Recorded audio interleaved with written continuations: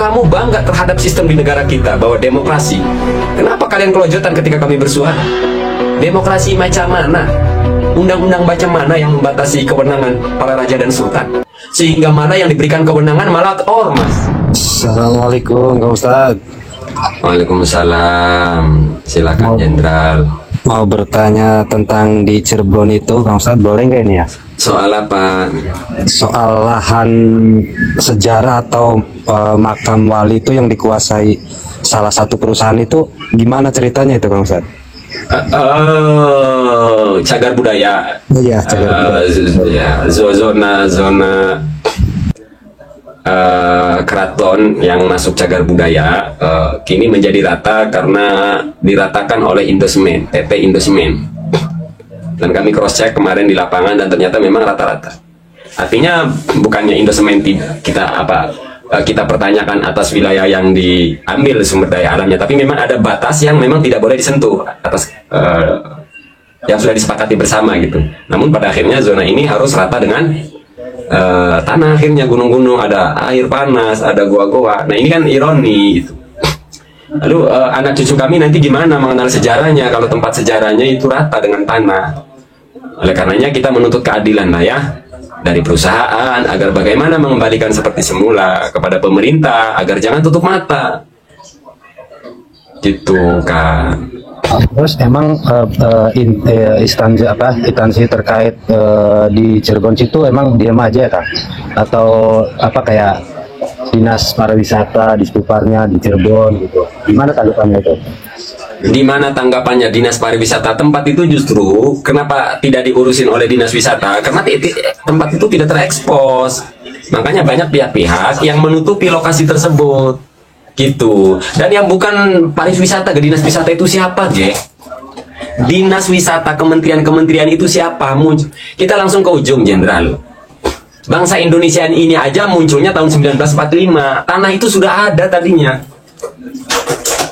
Terus jangan ngomong dinas, instansi, manyanya sampai ujungnya pemerintahan kita. Bangsa Indonesia ini saja baru muncul. Jadi justru yang paling berhak simpati dan mengurusi, ya justru orang keraton, sultan. Itu loh. Itu Kang Jenderal. Oleh karenanya kami bersuara. Pemerintah jangan diam. Bagaimana kesepakatannya ini? Dan ini kan lucu. Tanahnya dikeruk. Sementara gimana Kang? Iya sayang sekali ya Kang Ustad. Artinya cagar budaya itu kan warisan sejarah gitu loh. Iya. Yang sangat disayangkan itu Kang Ustad. Apa karena memang sengaja sejarah bangsa ini mau dihilangkan oleh para oknum-oknum pejabat dan oknum-oknum perusahaan? Atau jangan-jangan ada kesengajaan daripada oknum-oknum yang tidak bertanggung jawab? Saya pun di sini mempertanyakan sikap PBNU ini, di mana orang-orang NU seperti yang kita ketahui ya sangat peduli terhadap nasib bangsa sama budaya. Kok nggak ada yang bersuara gitu? Apa kalau belum tahu ya kami sampaikan di sini lah. Kalau memang belum tahu, buat kiai-kiai di PBNU, buat seluruh jajaran-jajaran kiai-kiai di NU, nggak usah lah ngeributin nasab melulu lah, atau ya boleh ngeributin nasab, menanggapi persoalan nasab, tapi tolong perhatikan juga itu sejarah dan budaya di Cirebon. Apalagi dulu orang Cirebon menduduki kursi tertinggi di PBNU, Profesor Dr. Kiai Said Akil Siroj.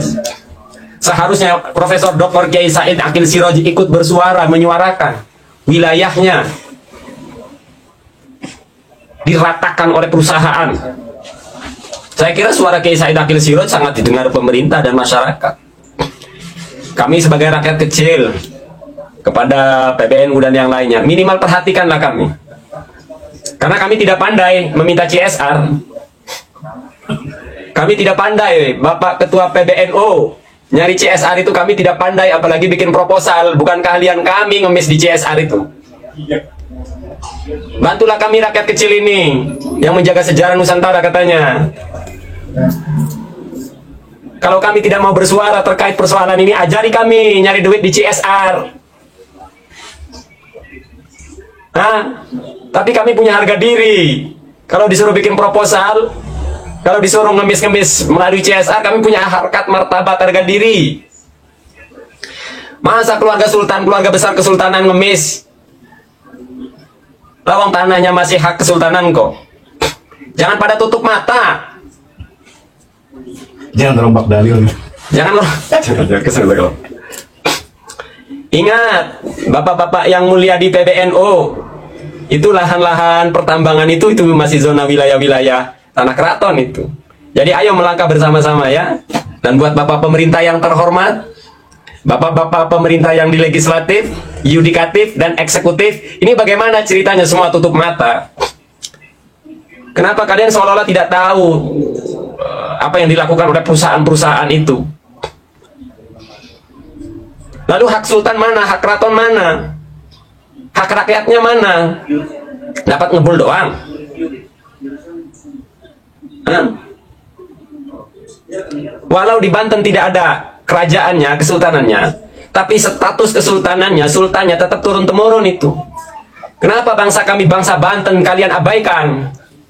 Tuh warga kami, taninya rusak karena kalinya dirusak oleh limbah-limbah pabrik. Sementara yang menikmati limbah pabrik itu para setan-setan. Berdasi. Berdasi. Bergamis.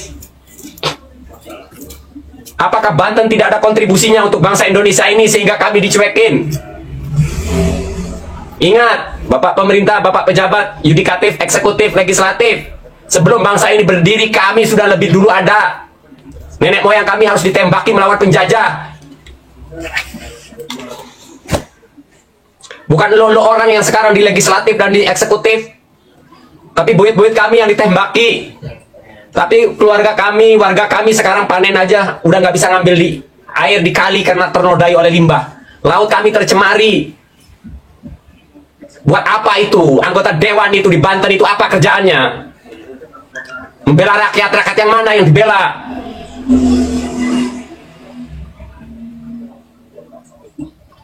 Jangan pandai mengancam dengan undang-undang. Jangan bisanya setelah jabatan tinggi nih oknum-oknum nih ya, malah nakutin umat dengan undang-undang. Hati-hati kau para pejabat di Banten, para oknum pejabat di Banten. Balik dari Cirebon kalau saya punya kekuatan, gantian saya yang gedor kalian itu, yang enak-enakan. Rakyat harus kerja aja bayar 40 juta. Kalian tahu tapi kalian diam.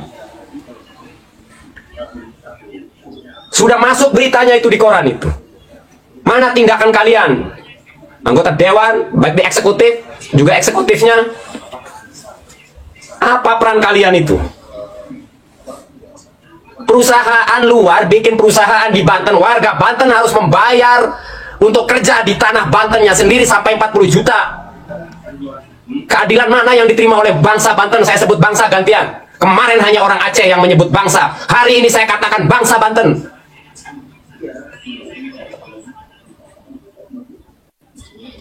Hari ini saya katakan perusahaan asing itu di tanah Banten menancapkan perusahaannya, mengeruk hasil sumber daya alamnya di tanah Banten. Tapi bangsa kami di Banten untuk kerja di situ aja harus bayar puluhan juta. Apa sih peran anggota dewan itu? Saya nggak ngerti. Ini tanya ini saya, bukan nodo. Emang apa sih kerja DPR di Banten itu? Kerja bupati dan gubernurnya apa? Giliran minta suara kayak kalian kayak jadi pengemis. Sekarang di tanah Cirebon, tanah Banten masih mending. Di Cirebon tuh rata tuh cagar budaya itu, karena pakai Indosemen itu. Coba sih mana sih suara kiai-kiai yang teriak paling NKRI itu? Paling terak. Masa kami dipertahankan untuk menjaga NKRI bersatu, NKRI harga mati, tapi ketika tidak mendapat keadilan kalian diam itu? Ya sekarang kawan-kawan yang dirahmati Allah Subhanahu Wa Taala, coba aja turunan raja-raja di Banten baik pun di Cirebon itu hidupnya lebih belangsak dari pengurus PBNU itu bahkan. Kok bisa pengurus PBNU aja bisa sejahtera, malah keturunan raja hidupnya belangsak?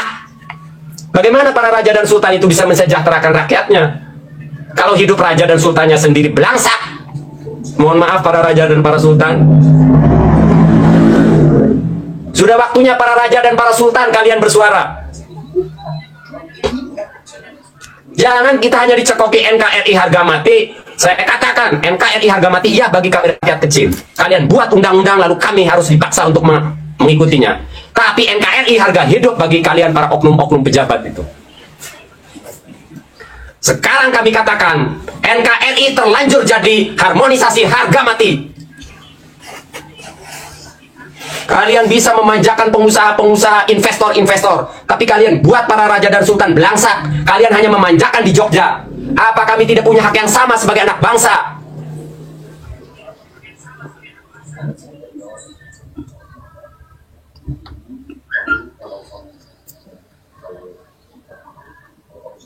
Mana keadilannya?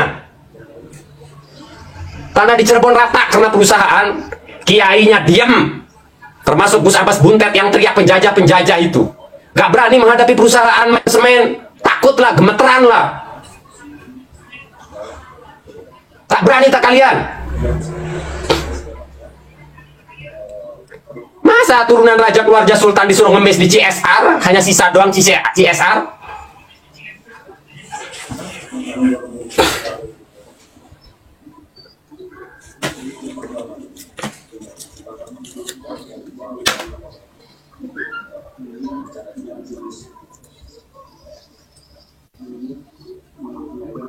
Kayak Gus Abbas Buntet itu kan teriak penjajah. Penjajahan di depan mata didiemin, ngurusin nasab dah. Yang diurusin nasab orang. Penjajahan yang bersifat dhonni, yang mereka tuduhkan itu kepada para habaib itu bersifat dhonni.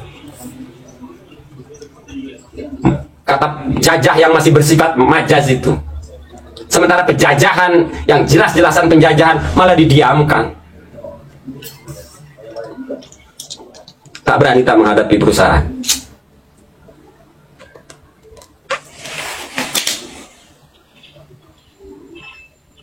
Kalian baru dengar ya? Di Banten orang mau kerja puluhan juta bayarnya oleh oknum-oknum. Saya dalam hal ini tidak menyalahkan perusahaan, nah. Soal karyawan bayar puluhan juta, kami tidak mempermasalahkan.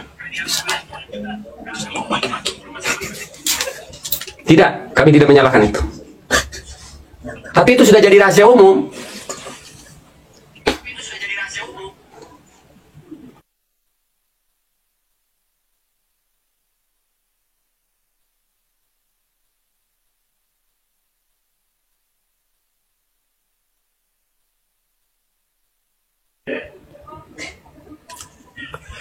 Demo, sorry. Suaranya kelihatan ya.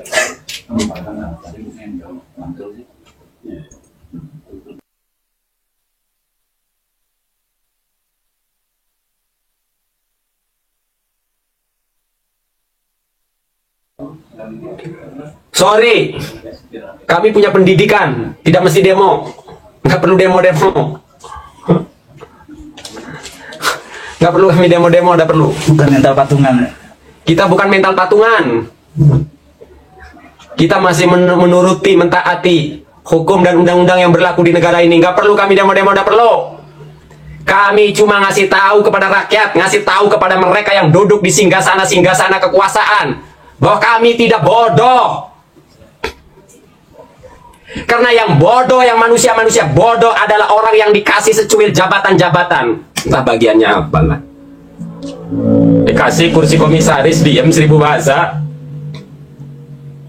Enggak, kami tidak ingin memecahkan diri dari NKRI. Kami pun tidak menuntut kursi jabatan DP gubernur, tidak perlu. Karena sultan dan raja lebih tinggi daripada gubernur. Jadi jangan ada narasi tuduhan yang tidak-tidak. Kami bahkan tidak menuntut kursi gubernur seperti yang terjadi di Jogja. Nggak perlu, silahkan kagak urus Jogja. Sultan kami, raja kami lebih tinggi daripada gubernur, apalagi bupati. Dan sekarang ada lagi katanya di daerah mana itu, ada ketua yayasan, katanya yayasan yang menaungi para raja-raja dan sultan. Hai para raja-raja dan para sultan se-Nusantara, jangan mau diatur di bawah yayasan. Kalian lebih tinggi, kalian punya otoritas, kalian punya legitimasi. Angkatkan kepala, suarakan, kalian punya hak di bumi pertiwi ini.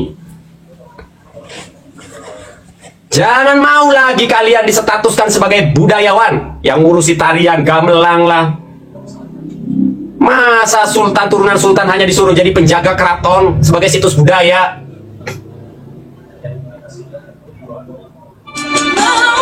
Kenapa kami lalu kemudian bersuara? Lihat di Banten. Jangan pura-pura tidak tahu. Hai para pejabat-pejabat, warga kami di Banten harus membayar puluhan juta untuk kerja di perusahaan asing yang berdiri di tanah bangsa Banten. Saya katakan bangsa Banten. Saya mengutip kata-kata dari Bung Karno, ada bangsa-bangsa. Soekarno tahu bahwa Indonesia ini adalah persatuan dari bangsa-bangsa. Maka saya katakan, kemarin saya protes terhadap warga Aceh yang menyebutnya bangsa. Maka hari ini saya katakan kami bangsa Banten ingin menyampaikan suara kami karena kami merasa kami tidak mendapatkan keadilan. Begitupun saudara kami di Cirebon sama juga, kami merasa tidak mendapatkan keadilan. Para raja dan para sultan kami memilih bergabung kepada bangsa Indonesia, itu gabung dalam pengurusan agar mensejahterakan rakyat bersama-sama. Siapa di sini yang selalu berargumen, bukankah para raja dan sultan memilih bergabung? Ya kawan-kawan yang dirahmati Allah, sejarah itu sebuah kenyataan bahwa para raja dan sultan kami memilih bergabung. Betul. Ingat, bergabung, bukan menyerahkan tanahnya. Memilih bergabung. Kalau kalian konsisten dengan kata-kata bergabung, apakah boleh lalu kemudian kami ingin memisahkan diri, bercerai? Karena tadinya juga kesepakatan itu suka sama suka antara para raja dan sultan memilih bergabung. Apakah lalu kemudian kami tidak punya hak kalau ingin mengurusi kami diri sendiri? Tapi kami tidak se-ekstrem itu. Logika itu tidak kami pakai. Kami tidak se-egois itu. Berikan keadilan yang setara. Tanah kami dikeruk. Sumber daya alam, sumber daya manusianya kalian pakai hanya untuk perusahaan-perusahaan asing yang kaya raya. Dan perusahaan itu sudah membuat CSR. Ya, saya tahu ada CSR. Tapi yang bisa mengambil keuntungan dari CSR itu malah bukan keturunan raja, bukan keturunan sultan. Tapi ormas-ormas itu. Hanya orang ormas-ormas itu yang bisa mengambil duit dari CSR itu. Tahu ormasnya ya, saya nggak nyebutin merek. Jangan baper kau pengurus ormas.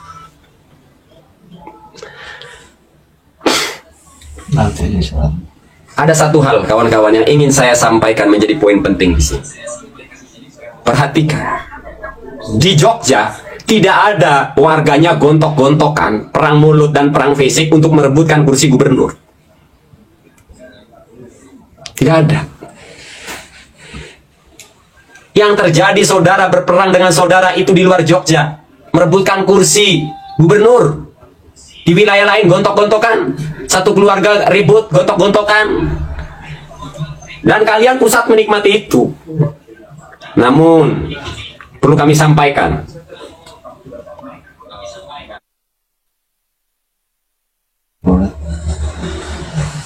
kami keluarga besar Keraton Cirebon, Keraton Kesepuhan Cirebon, tidak menuntut kursi gubernur, wahai bapak pemerintah. Tidak. Karena bagi kami sultan ataupun raja lebih tinggi daripada gubernur. Ingat, para raja dan para sultan memilih bergabung dengan Indonesia. Gubernur itu di bawah Kemendagri. Kemendagri jelas di bawah presiden. Para raja dan para sultan itu mestinya setara. Secara martabat ya, bukan secara fungsional dan kekuasaan. Tapi secara martabat itu mestinya setara dengan presiden. Oleh karenanya, kami keluarga besar Keraton Kesepuhan Cirebon tidak menuntut kursi gubernur. Karena itu menurunkan harkat martabat raja dan sultan. Kami hanya menuntut hak yang sudah sebagaimana mestinya. Kami tidak ingin merdeka. Kenapa kami katakan kami tidak ingin merdeka? Karena kami tidak pernah merasa dijajah oleh pemerintah. Kami tidak pernah merasa dijajah oleh Indonesia. Walaupun kami lebih dulu mendeklarasikan kemerdekaan 15 Agustus, maka kami tidak perlu menyatakan merdeka. Oleh karenanya disitulah kami tidak sepakat dengan saudara kami di Aceh. Gerakan Aceh Merdeka. Ngapain? Aceh nggak pernah dijajah oleh bangsa manapun. Aceh nggak perlu tuh mendeklarasikan gerakan Aceh Merdeka. Aceh nggak pernah dijajah. Merdeka dari mana? Oleh karenanya kami tidak ingin menggaungkan hal yang sama. Cirebon merdeka, nggak perlu. Karena kami sudah merdeka jauh sebelum proklamasi 17 Agustus. Maaf, 2 hari tidak jauh. Kami menganggap pemerintahan Indonesia, bangsa Indonesia itu adalah rekan kami. Kami tidak menganggap itu penjajah, sehingga kami tidak perlu keluar-keluar memisahkan diri lah, merdeka lah, tidak perlu. Tapi kami menuntut hak yang sebagaimana mestinya. Tanah kami dikeruk oleh perusahaan, dan kami tidak mendapat apa-apa, kami cuma mendapat keluhan masyarakat. Hari ini kita menangani beberapa masyarakat datang kepada kami, kepada Sultan, melaporkan persoalan ini, mempersoalkan gitu, tapi tidak berdaya apa-apa. Di Cirebon Anda indosemen, tapi Sultan kami di Cirebon, rumah tetangganya roboh, bahkan nggak bisa ngebantu semen, ngasih semen, padahal semen ada di Cirebon. Dan raja kami montang-manting, mondar-mandir kondangan dan keperluan rakyat Bensinnya beli sendiri, padahal Pertamina ada di tanah Cirebon. Wajar tidak kalau lalu kemudian kami bersuara, wahai pemerintah, kok malah yang subur orang ormas, yang tak punya tanah? Kenapa justru malah yang subur orang ormas itu bisa bolak-balik jalan-jalan ke sereal, bisa jalan-jalan keliling ke luar negeri itu pengurus ormas itu. Sultan kami belangsak. Kok bisa pengurus ormas segitu mewahnya gaya hidupnya? Oke, kita nggak mau ikut campur itu. Silahkan pengurus ormasnya kaya raya. Atau bila perlu kasihlah gunung emas kek. Kasih kayak kursi-kursi saris, nggak urus, nggak iri. Mau dikasih tambang kek, mau dikasih apa kek, kagak urus. Tapi Anda pemerintah sudah mengabaikan kesepakatan. Waktu dulu kami memilih bergabung kepada Indonesia dengan Indonesia.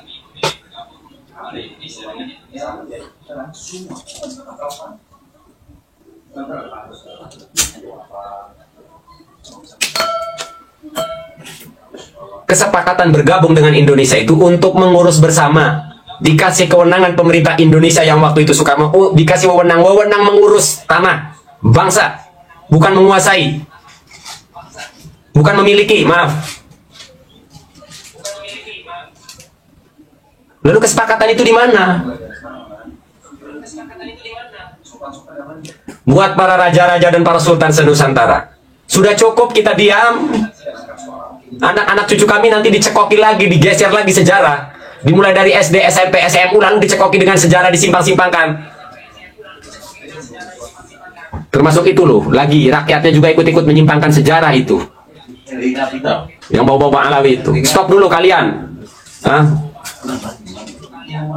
Sumpal dulu mulut kalian itu ya. Kita ini sejarah kami udah terlalu banyak disimpangkan oleh Belanda. Kalian jangan ikut-ikut kayak Belanda. Mafia bergamis, setan bergamis, dengarkan suara saya. Kalian jangan kayak Belanda, jangan kayak penjajah. Nggak. Cukup Belanda yang menyimpangkan sejarah itu.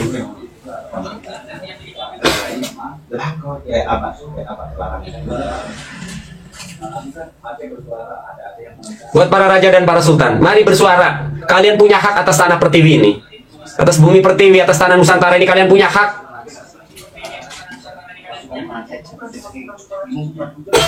Para pendahulu kita ketika memilih bergabung di Indonesia tidak ada menyerahkan kekuasaan, menyerahkan kepemilikan, tidak pernah ada.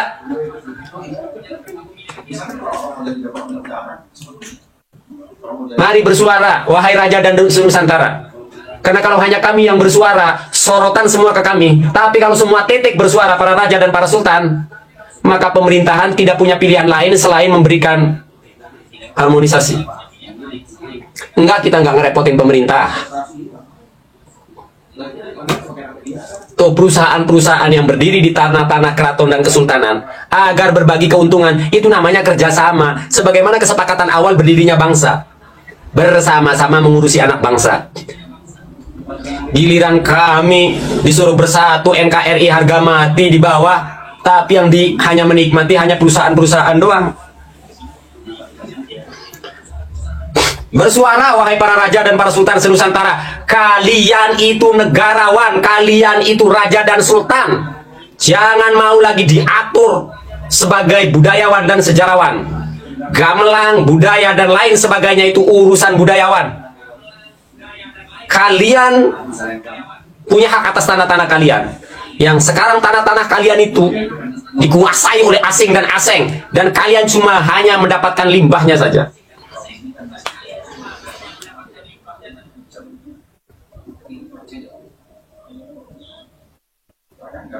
Apa, mau nakuti saya pakai undang-undang, monggo.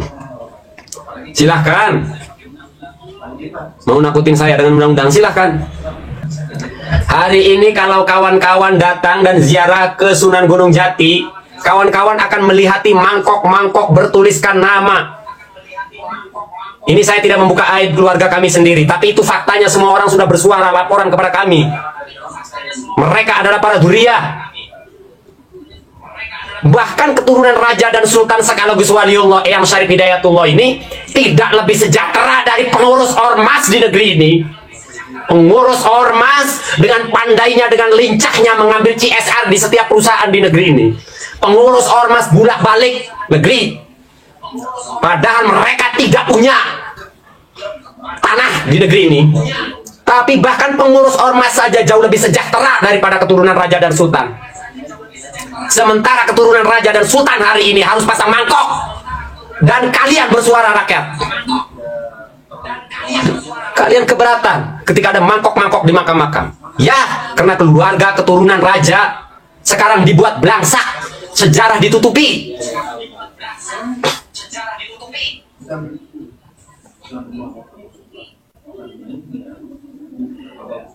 Mawar, lo jangan jadi setan, saya hormatin Anda.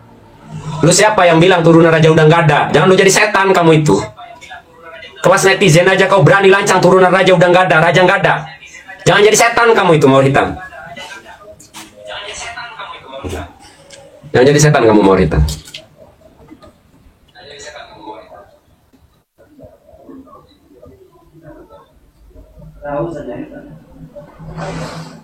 Saya nak udel kamu ngomong turunan raja tidak ada. Ngomong di muka gua lo, gua siram muka lo pakai kopi. Asal jeplak kamu itu.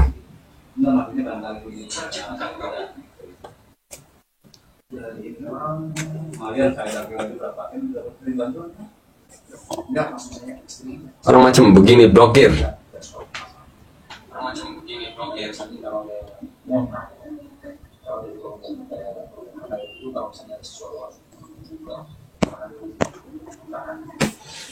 Ngomong kau di muka saya, turun raja dan sultan tidak ada. Kalau hari ini Megawati bisa berbangga karena ngaku anaknya, karena memang anaknya Soekarno, asal Anda tahu, keturunan raja jauh lebih bangga daripada keturunan Soekarno. Hati-hati kau ngomong keturunan raja tidak ada. Kalau Bu Megawati boleh bangga karena dia anak seorang proklamator, lebih-lebih para raja dan para sultan itu keturunannya. Kenapa Bu Megawati sampai bisa mengklaim bahkan bahwa mempertanyakan lebih paling berjasa Soekarno apa Nabi Muhammad di negeri ini? Maka saya jawab pertanyaannya Ibu Megawati, yang lebih berjasa adalah para pahlawan dan para raja di bumi Nusantara ini, Ibu Megawati. Bagi kami Soekarno tidak lebih dari seorang politikus. Itu nama lain daripada pahlawan. Untuk Bapak terhormat Bapak Soekarno, wajar kami menganggap demikian. Itu pandangan kami, Bu Megawati. Orang lain ya pahlawan, iya, pahlawan itu betul. Tapi dari sisi yang lain kita juga memandang Soekarno juga seorang politikus. Jadi stop lagi kawan-kawan yang dirahmati Allah, wabil khusus para santri. Kalian terprovokasi jika mendengar kewalian Soekarno.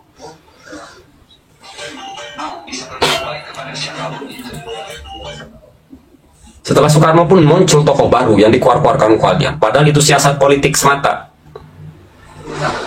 Jadi buat akademisi khususnya para mamang santri, stop nyebarin isu-isu Soekarno waliullah yang diberikan banyak khawarik. Stop. Stop. Jangan bodohi bangsa ini dengan dongeng-dongeng khurafat. Muak kami sudah mendengarnya.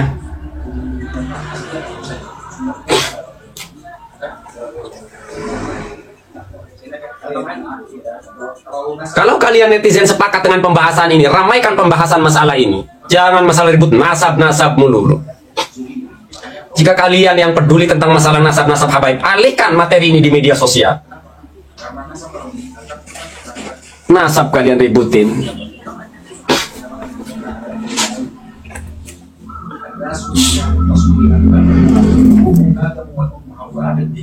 Terlalu banyak ketidakadilan. Sampai pada ketidakadilan ini dialami oleh seorang raja dan sultan senusantara ini. Hanya Jogja yang mendapatkan hak istimewa, yang lain tidak ada. Kenapa Sultan Jogja menjadi 35 tahun menjadi gubernur? Oke, sejarahnya bla bla bla, oke. Disitulah kenapa di Jogja tidak ada ribut tahunan pilgub. Tapi sekali lagi, kita tidak ingin menyatakan merdeka karena kami tidak pernah merasa dijajah oleh bangsa Indonesia, oleh Indonesia. Kami pun tidak ingin memecahkan diri dari NKRI karena itu terlalu berlebihan.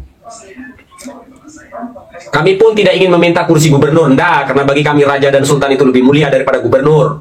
Mohon maaf para raja dan para sultan senusantara, suarakan masalah ini, tapi para raja dan para sultan tidak perlu meminta kursi gubernur, karena itu malah merendahkan. Ingat, raja dan presiden itu lebih mulia daripada gubernur.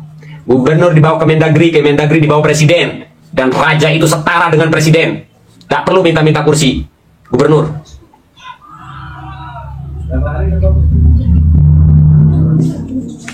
Jangan nanti kalau digoreng enggak. Isu bahwa ingin punya gubernur seperti di Jogja dari sultan, tak perlu. Kalau sultan kami, raja kami meminta kursi gubernur, kami tinggalkan raja kami. Kami akan tinggalkan, kami akan hengkang dari raja kami dan sultan kami. Enggak, karena bagi kami raja dan sultan lebih tinggi dari gubernur.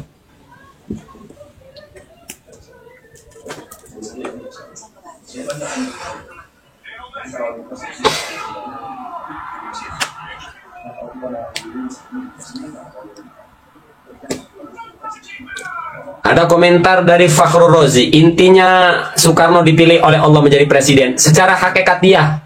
Tapi buat Bapak Fakhrul Razi, sekarang saya mau tanya, seandainya jikalau misal anak perempuanmu diperkosa rame-rame oleh penjahat, seandainya jika anak perempuanmu, jika istrimu diperkosa rame-rame, apakah akan kita katakan anak perempuan dan istrimu diperkosa atas izin Allah? Pertanyaan saya kepada Anda, Bapak Fakhrul Razi, komentar ini, pertanyaan saya ke Anda, bagaimana bisa seorang Soekarno terpilih?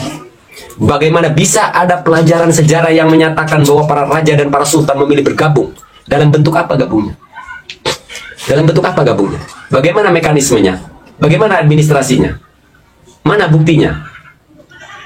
Dalam bentuk apa gabungnya? Bagaimana mekanismenya? Bagaimana perjanjiannya? Mana surat-suratnya? Enak kali kamu ngomong dipilih Allah secara hakikatiah. Sekarang logika Anda saya balikin. Kalau anak perempuanmu diperkosa, istrimu diperkosa, ini seandainya, misalkan jikalau, apakah boleh akan dikatakan itu sudah ketentuan Allah? Allah lah yang membuat perampok itu, bajingan itu merkosa anak. Maka apa yang dibahas? Itu melanggar syariat atau tidak? Melanggar konstitusi atau tidak?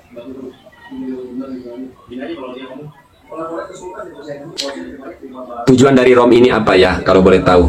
Meminta keadilan, menuntut keadilan sebagaimana mestinya. Karena jangan melebarkan. Saya tidak melebar, saya membuat ilustrasi yang pas. Komparasi itu adil, Fakhrul Razi. Kalau kamu memang mengerti sejarah berdirinya bangsa ini, silakan berargumen. Atau dari apa yang saya sampaikan ini, kalau memang bertentangan dengan hukum, jelaskan pasal mana yang saya langgar. Kamu bangga terhadap sistem di negara kita bahwa demokrasi. Kenapa kalian kelojotan ketika kami bersuara? Demokrasi macam mana? Undang-undang macam mana yang membatasi kewenangan para raja dan sultan? Sehingga mana yang diberikan kewenangan malah ormas. Kok malah yang diberi kewenangan ormas? Kok ormas? Sultan dan para raja dibiarkan belangsak, ormas yang diberikan kewenangan.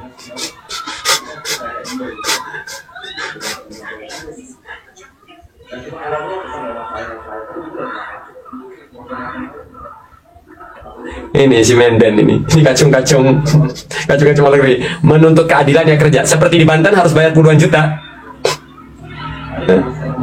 Giliran rakyat aja mau kentut aja harus bayar. Jual motor kena pajak semua rakyat. Giliran rakyat bersuara kau kelojotan. Sekali lagi sebelum penutup buat para raja dan sultan senusantara, berikan suara Anda, karena apa yang saya sampaikan ini, walau yang kami suarakan adalah Cirebon, tapi termasuk semua raja dan para sultan. Kami sebagai anak bangsa ingin menyuarakan, ingin menyadarkan anak bangsa bahwa kalian para raja dan para sultan itu punya hak. Kami sedih, keturunan raja, keturunan sultan mau bikin pesantren harus bikin proposal. Di Banten ada Kiai Imaduddin itu yang ngurus bagian proposal, yang menentukan datang atau dapat atau tidak. Tuh Kiai Imaduddin itu. Itu di PBNU itu bagian yang menentukan proposal-proposal. Kok bisa keturunan raja kami, sultan kami mau bikin pesantren harus buat proposal ke PBNU? Oh iya, karena PBNU yang dikasih kewenangan ya. Dikasih apa sekarang? tambang. Kok bisa wewenang dan kekuasaannya ke ormas, sementara kalian pemerintah menempatkan para raja dan sultan sebagai budayawan. Inna lillahi wa inna ilaihi rojiun. Itukah demokrasi? Itukah Pancasilais? Hadanallahu wa iyyakum ajma'in. Wal afu minkum. Wassalamualaikum warahmatullahi wabarakatuh. Waalaikumsalam warahmatullahi wabarakatuh.